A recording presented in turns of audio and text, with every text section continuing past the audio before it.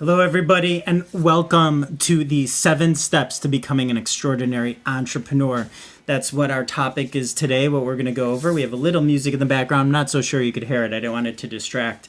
Bauhaus, Bela Lugosi's Dead. Gotta love college radio in Chicago. So anyhow, let's get right to it. This is from the desk of Fernie Ceballos, who's the Chief Marketing Officer of Elite Marketing Pro. And as I said, it's the 7 steps to becoming an extraordinary entrepreneur. I read this blog post today, and it just seemed something, it hit me that I should go over with y'all and summarize, and because it's important. So let me tell you first, this is for you. Watch this video. This is for you if you want to improve your life by becoming a better person and thus an extraordinary entrepreneur, because it all starts with who you are and what you have. Okay, I have more when I am more. I have less when I am less. Now, this is not for you. You could turn off the video right away. It's cool. Nothing big deal with me. Of course, the more that are here, that's great, but it has to be a right fit. So this is a not for you. If you're fine where you're at, you've achieved everything you want, you're not looking to expand your thoughts on this topic, that's all good too. But we're going to be talking about money, value, selling, marketing, and entrepreneurship, attracting more business, and taking action. So if those things are not in your wheelhouse right now, or you're not interested in what I'm saying or in me, go ahead, turn this off and keep scrolling. It's fine with me. So great. So now that you're still here, we're going to learn about these 7 steps to becoming an extraordinary entrepreneur. I am on the process. I'm in the process, on the path. So Fernie Ceballos is someone who's responsible for earnings of 8 figures into his own business and into the businesses of others. Pretty good number. Let's get started. Number 1, it all starts with making the decision. That's it. Tony Robbins thing, other motivators or people who deal with your psychology to help get you going. This is no bullshit, no BS. If you are only half committed to something with 1 foot in the door and 1 foot out, it will never work. If you're not all in on your decision, you could feel it and the universe can feel it, and that's how things play out. If there's someone you want or in a relationship with and you're only half there, they can feel that and they're going to but if you're all there, you're going to be present and wanting, and then at least they're going to feel that, and it's their decision, whether or not they want to, be in that relationship with you. So it's really basic. Most people do not make it past this critical first step. I do know from experience. I lived 10, 20 years in a place where my heart wanted to leave. I wanted to fly, leave for somewhere else. And when this happens, you can't build anything. You have half-built buildings. It may be fun for a while. You can have a lot of great experiences, but the windows will never go in. So every time you try to see out, there may be some great sunny days, but you'll also be overtaken and pelted with that bad weather, and it'll be too much for you. It'll overtake you. So decide whether you're in or you're out. It's taken me a long time to find my core, my center, but either way, if you're in or you're out, at least it's a choice, okay? And it'll be a strong one. Now, sometimes you make a choice where you don't want to do it, but then your heart really feels like that's the right path. So, if that's the case, endure through the tough times, endure for what your heart really sings for. And if the end result is meant to be, at least you've put everything into it that you can, and it'll be worth it to you in the end. Moving on, number 2, you have to feel great about money. Sounds easy, doesn't it? Sounds like simple from the head, but this is a big one, and it's a sticking point for a lot of people. Many people develop these weird attitudes about money, success, abundance, material things, and I believe it's around a feeling of nobility that you must, and training or dogma. My karma ran over your dogma. That would be bad. I believe it's around a feeling of nobility that you have to succeed without money in order for it to be true and honest and pure to your cause. Well, it all depends. Money's a tool, so it depends on how you use it, okay? Like a flame is a tool. With a flame, you can cook a meal, you can keep yourself warm, or you can burn the house down, okay? You think people in groups using money to build homes for the disadvantaged, like Habitat for Humanity, are evil?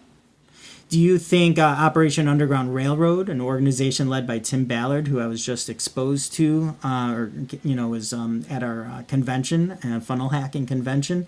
He's a former CIA operative who goes into countries and straight up just saves kids from sex slavery. Well, he needs money to do this, and each child, costs between, I don't know what they said, 10, 15,000 and 40,000 per child is what the expenses come down to.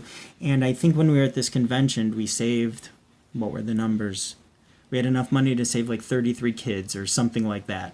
So, hey, we made an impact. That was really great. Here's a shameless short plug for them. OUR Railroad, Operation Underground Railroad is the name of the organization, so look that up. It's Tim Ballard is the guy. Check it out. They got a movie and a documentary. You can watch the trailer, maybe the whole film, and get educated about that cause. So anyhow, back to the 7 steps. So tell me that these things are evil. Cancer research takes money, not evil. Okay, so it's how you use it. So if you don't have it, this limits the amount of good you could do in the world. Number 3, feel great about selling. Now, selling's not all slick and sleazy. Selling that is slick and sleazy is the lowest form of selling, and unfortunately, that's what most of our experience are shaped by because of our own inexperience. I was called a salesman before in my past by a family member, actually, and didn't feel great. I kind of felt bad that she didn't kind of take a more creative approach to, what's it called? Constructive criticism approach. Hey, you're coming across this. Why don't we work on this? Why don't we do this so you don't come across as salesy, because it's just unbearable. So anyhow, I was that, salesman-y type of person coming across. I was new. I had good intentions. I just strong-headed, and we try to get our own point across, and it comes across wrong to others. But you don't have to be pushy or aggressive. This is the good thing once you learn how to be a better salesman and marketer, but you must feel good about selling. Now, here's why. Selling is exchanging value for money. Okay, so if you have something that is valuable to offer, and I have money to pay for it, either I have to come to a decision that I want it, and to actually be like, give you the money, okay? At some point, I have to be convinced that this is a product or a service that I want, and there was some sort of sales involved. There always is. But the best part is if the product or service truly adds value to your life, whether you can see it yet or not. Number 4, feel great about what you sell. Okay, so your product or service, this does tie into the last point about feeling good about selling, but the product or service is the vehicle to improve someone's life and to serve them better. When you feel good about what you offer, you can then transfer that good feeling to someone else. And selling is, at its base, at its core, a transference of energy. He or she who has the most energy oftentimes overcomes the person with the least. It's an energetic field. Now, it's a tough uphill battle if you don't have a high level of belief in what you do. 5, become competent. When you are competent about your product or service, what you represent, you actually gain confidence. And come on, how much of winning somebody over is confidence? Men, women, they always say that confidence is attractive, and it is. So when you're confident, people begin to say yes. And when I started feeling confident in my skills and abilities, and most importantly, my message, I noticed people started to listen. They would lean in. They would lean in more. They would engage. They would lean forward. They would ask more questions, and they would become engaged in what we are trying to and moving to accomplish. Number 6, become a student of marketing. Now, this is one of my favorite topics in exploration. I get so many kicks out of it. Marketing to me is everything. It's psychology, it's business, it's creativity, it's some technology, or can be. It's just a way to move the world and to get your voice across at the same time. So extraordinary entrepreneurs are passionate about marketing, and they dedicate a little bit of time each day to studying the craft. One of my favorite books is Integration Marketing by Mark Joyner, and of course, .com Secrets and Expert Secrets by Russell Brunson. You know what? This is the part of the day. Here we go. We've got Integration Marketing by Mark Joyner. And I was going to hold this up. The One, the Only, Expert Secrets by Russell Brunson. Forward by Robert Kiyosaki. You may have heard of him. If not Russell Brunson, though you should have. He's the biggest guy you may not know in terms of marketing business today. So those are some of my favorite books. I'll actually, for the Expert Secrets, I'll leave, and he's got another one, .com Secrets. I'll leave the link below, so if you want to have his books personally, he offers a free plus shipping model. So now a book that was recently mentioned everywhere I seem to listen, and I'm excited to read, is called Scientific Advertising, and it's by a guy named Claude Hopkins. I have not read it yet, though I'm super thrilled because I hear everybody from Jim Edwards and the Brunson ClickFunnels crew. I've heard a couple other people say it. I guess it's one of these old-time staples. I don't know. Has anyone read it? Can you comment? Is it cool? Like, I want to hear. I want to know. So, and finally, number 7. That was the worst wave that I did. You have to get comfortable being uncomfortable. Now, this is a really hard one for me. As human beings, we're hardwired to seek comfort. When you're sleeping at night and you get a little uncomfortable in bed, what do? Well, you toss, you turn, you get comfortable, right? If you're sitting in a weird position and you want to adjust, you try to get comfortable. That's it. By nature, we seek comfort. But yet, as entrepreneurs, the strong-willed people that we are, it's like we're going against nature because the business is an emotional roller coaster. Things go wrong all the time. You may run an ad, it doesn't generate sales. Maybe you start generating leads and sales, but the next thing you know, some things don't convert, or your ad gets shut down, or the customer backs out or something, or maybe there's no business to be had after that. So you must be comfortable with the fact that the going is going to be a roller coaster. It's going to be uncomfortable. Now, this is tough for me, a little story. When I'm uncomfortable because I get nervous, I feel anxiety, and I go into a fight or flight mode. Mostly I fight because I'm kind of that bastard, just like that. So I've noticed that when I do this, though, most of the things I work for fall apart. They fall apart really easily and really quickly.